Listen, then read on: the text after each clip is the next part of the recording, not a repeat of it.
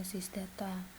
Masih bersama saya Desi Susilawati untuk menjelaskan tentang pertemuan 3 sistem basis data, yaitu mengenai model data. Nah, model data ini adalah sekumpulan konsep-konsep untuk menerangkan data, hubungan-hubungan antar data, makna data atau semantik, dan batasan data. Kenapa ada model data? Model data diperlukan untuk mendeklarasikan data-data yang ada di dalam database. Nah, jenis-jenis model data itu terbagi dari dua. Ada model data berdasarkan objek dan ada model data berdasarkan record. Yang pertama ada model data berbasis objek. Nah, untuk berbasis objek ini terdiri dari model data keterhubungan entitas. Yang pertama, nah teman-teman harus tahu dulu, entitas atau entity itu artinya tabel, ya. Jadi, yang pertama ini model keterhubungan antar tabel. Setiap tabel di dalam database di pertemuan sebelumnya saya sudah jelaskan itu harus saling berhubungan. Nah, adapun hubungan-hubungan antar tabel itu harus ada aturannya. Nanti akan saya jelaskan di poin pertama ini. Yang kedua, model berorientasi objek. Ketiga, model data semantik. Dan keempat, model data fungsional. Nah, yang pertama, model keterhubungan entitas atau entity relationship model. Seperti yang saya sudah bilang, entitas atau entity itu artinya sebuah tabel. Kalau saya bilang entitas itu berarti tabel. Kalau saya bilang entity itu berarti tabel. Nah, ini merupakan model yang paling populer digunakan dalam perancangan basis data. Nah, tidak hanya di dalam sistem basis data ini, entity relationship ini teman-teman pasti akan gunakan dan akan selalu gunakan ketika teman-teman menggunakan database, ya. Jadi, keterhubungan antar entitas itu sangatlah penting kita ketahui. Nah, untuk model ini menjelaskan hubungan antara data dalam basis data berdasarkan suatu persepsi bahwa real world terdiri dari objek-objek dasar yang mempunyai hubungan atau relasi antara objek-objek tersebut.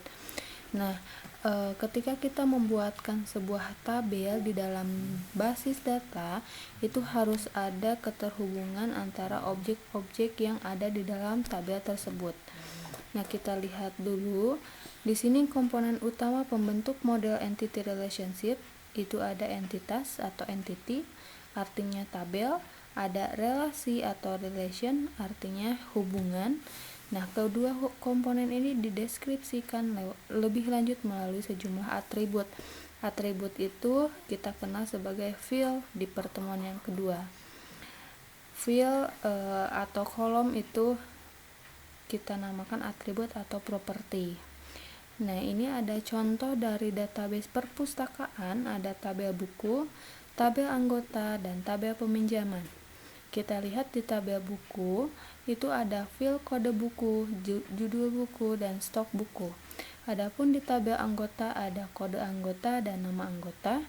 Dan di tabel peminjaman ada kode pinjam, tanggal pinjam, kode buku yang dijadikan foreign key atau kunci tamu di dalam tabel peminjaman. Kode anggota itu disebut foreign key, yaitu kunci tamu di dalam tabel peminjaman yang asalnya dari tabel anggota. Lalu ada jumlah dan tanggal kembali. Di tabel buku dan tabel peminjaman ada relasi. Relasinya itu yang mana? Yaitu yang kode bukunya. Nah, di dalam tabel buku ada field kode buku dan dihubungkan ke dalam tabel peminjaman dengan field kode buku yang ada di dalam tabel peminjaman. Begitupun terjadi pada tabel anggota dengan tabel peminjaman. Nah, ini atribut. Atribut itu saya bilang kode buku, judul buku, stok buku. Itu artinya field.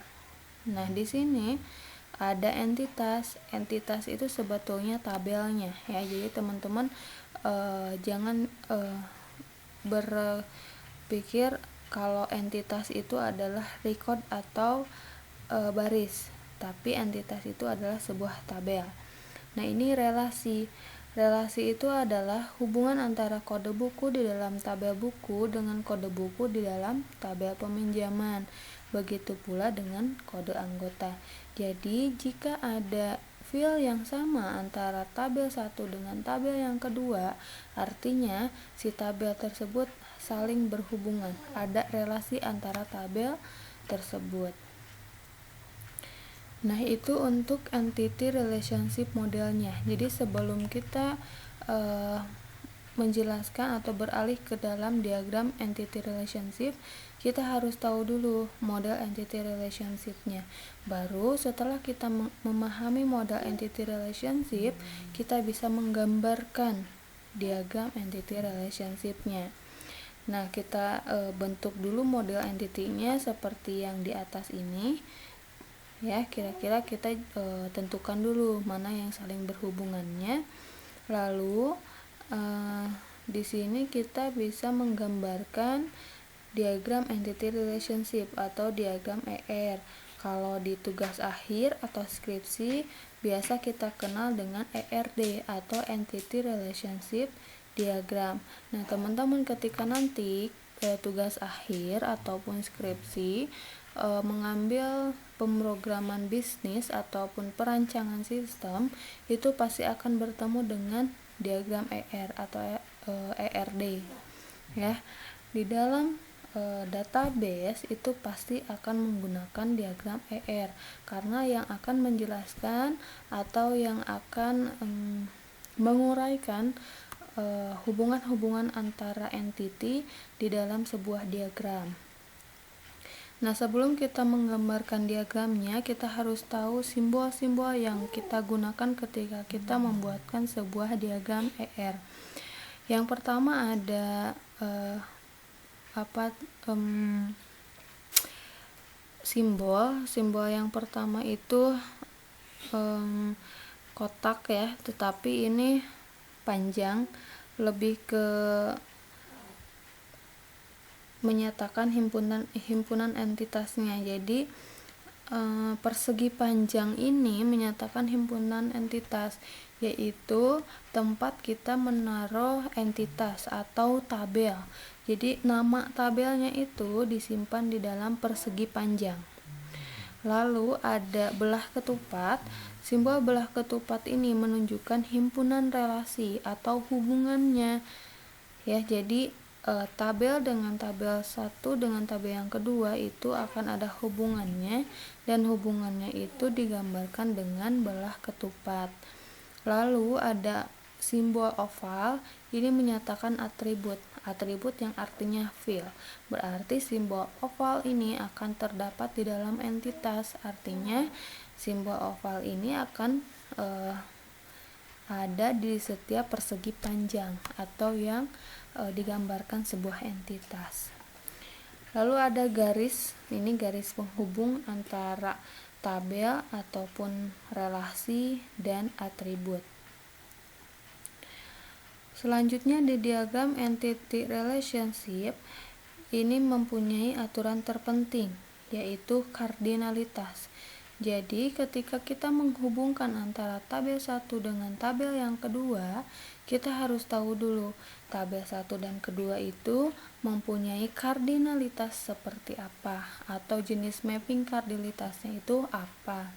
Yang pertama, jenis mapping kardinalitasnya itu ada relasi 1 ke 1 atau one to one, ada relasi 1 ke banyak atau one to many, ada relasi banyak ke banyak atau many to many. Yang pertama ini ada contoh relasi one to one. Di sini ada kode buku, judul buku, stok di dalam tabel buku. Nah, saya ulangi lagi. Ini simbol persegi panjang. Persegi panjang ini tempat menaruh atau menempatkan entitas atau tabel. Artinya, buku ini adalah sebuah tabel. Lalu ada simbol oval. Simbol oval ini menjelaskan tentang tentang atribut. Oval ini menjelaskan tentang atribut atau feel-nya. Nah, ini adalah field yang ada di dalam tabel buku, yaitu kode buku sebagai primary key, judul buku, dan stok. Ya. Selanjutnya ada simbol belah ketupat. Ini meminjam, artinya hubungan antara tabel buku dengan tabel anggota adalah meminjam. Di dalam anggota ada kode anggota dan nama anggota. Ya, anggota ini artinya nama tabel, kode anggota ini artinya atribut, dan namanya juga atribut. Nah, ini anggota meminjam buku. Kenapa one to one? Karena tidak ada foreign key di dalam buku, tidak ada foreign key di dalam anggota. Jadi tidak ada hubungan antara buku dan anggota. Bukan tidak ada hubungan, tetapi tidak ada field yang sama. Di tabel buku tidak ada kode anggota, dan di tabel anggota tidak ada kode buku. Satu anggota dapat meminjam satu buku. Ya, kita bacanya seperti itu. Dan di dalam relasi ini ada atribut yang dijadikan primary key. Ya, di dalam buku primary key-nya kode buku, di dalam anggota primary key-nya kode anggota. Saya ulangi lagi, primary key-nya itu artinya sebuah field atau atribut yang bersifat unik. Ya, di dalam buku, kode bukunya itu tidak akan ada yang sama. Artinya itu dia primary key atau unik. Di dalam anggota, kode anggota tersebut tidak akan pernah ada yang sama antara anggota yang satu dengan anggota yang lainnya. Itulah yang disebut dengan primary key. Nah, yang kedua ada contoh relasi one to many. One to many, ya. Ini ada entitas buku, ada atribut kode buku, judul, dan stok, ada entitas anggota, atribut kode anggota, dan nama. Ini meminjam, yaitu hubungannya. Tetapi di sini tidak ada kunci tamu, atau tidak ada atribut kode anggota di dalam tabel buku, dan tidak ada atribut kode buku di dalam tabel anggota. Lalu kenapa ini ada one to many? Nah, di sini kita melihat dulu dari kasusnya. Di relasinya itu ada tanggal pinjam, ada jumlah, dan seterusnya. Artinya di dalam database perpustakaan ini, satu anggota itu dapat meminjam banyak buku. Ya, berbeda dengan contoh relasi one to many. Satu anggota hanya dapat meminjam satu buku. Ya, sehingga relasi yang didapatkan hanya kode anggota dan kode buku saja. Jika anggota meminjam lebih dari satu buku, itu tidak akan tersimpan datanya karena tidak ada atribut lainnya. Kalau yang kedua itu bisa meminjam lebih dari satu buku. Jika lebih dari satu buku, itu ada keterangannya. Buku yang satu itu tanggal pinjamnya tanggal berapa dan jumlah pinjamnya itu berapa. Artinya ini ada tabel detail di sini. Sebetulnya ada tabel detail yang menghubungkan antara buku dan anggota. Tabel detailnya itu tanggal pinjam, jumlah, dan seterusnya. Kalau di sini tidak ada tabel detail atau tidak ada yang menghubungkan antara buku dan anggota, sehingga ini disebut one to one. Kalau di sini sebetulnya ada tabel detail yang menghubungkan antara buku dan anggota. Lalu selanjutnya relasi many to many, ya. Ini sebetulnya hampir sama dengan one to many, tetapi tergantung kasus yang ada di dalam perpustakaan tersebut, ya. Untuk itu di sini sama seperti yang di atas, ada tabel detailnya, ada tanggal pinjam, jumlah, dan seterusnya, ya. Jadi jika kasusnya itu ada many, berarti harus ada tabel yang menghubungkan antara entitas 1 dengan entitas 2 atau entitas lainnya, yaitu tabel detail di sini ya. Karena kan yang harusnya ada itu kode buku dan kode anggota saja. Nah, untuk tanggal pinjam, jumlah, dan seterusnya itu adalah tabel detail yang tidak bisa tabel detail itu tidak bisa digambarkan ke dalam persegi panjang ini, tetapi dia hanya hanya terhubung ke dalam relasi. Nah, yang kedua ada model berorientasi objek. Ini untuk menggambarkan bagaimana proses kita menjalankan sebuah database-nya atau mendeklarasikan database-nya itu menggunakan aplikasi apa ya. Nah, di sini contohnya menggunakan Java ya. Jadi teman-teman bisa menyesuaikan itu menggunakan apakah aplikasi web ataupun Java atau MySQL. Nah, untuk model berorientasi objek itu terbagi atas 2 jenis, yaitu yang pertama struktural diagram, yang kedua behavior diagram. Akan tetapi untuk struktural diagram itu mempunyai 4 diagram yang saya tidak bisa jelaskan untuk keempat itu karena harus dipraktekkan langsung ya. Jadi teman-teman silahkan, nanti saya akan bagikan link untuk